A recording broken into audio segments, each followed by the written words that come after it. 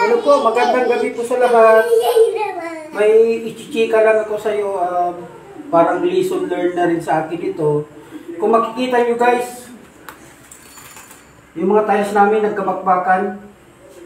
60 by 60 ito halos nasa 258 na tiles. Kaya lang, yung gumawa nito guys, ay nag-recommend kasi sa amin. Hindi man namin alam na ganito ang mangyayari. Parang hindi pa siya gaanong expert. Tingnan nyo yung tiles namin guys, oh. Hanggang dito sa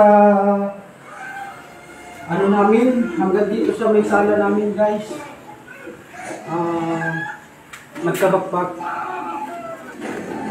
Tapos dito naman sa balkon namin guys, ganun din.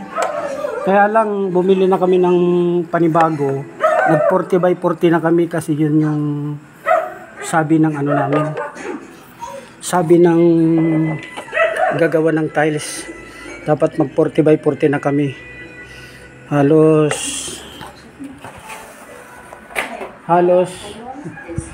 nasa 120,000 guys ang gastos namin nung nagpatalis kami.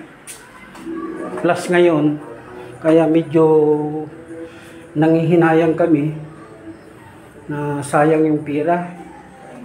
Kaya lang wala na kami magagawa.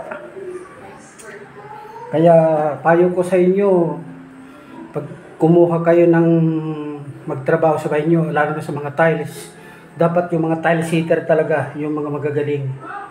Hindi yung kung sino-sino lang dyan. Kasi ito pala guys, wala pang 3 taon, mag 2 taon at saka 7 buwan pa lang ito yung tiles namin.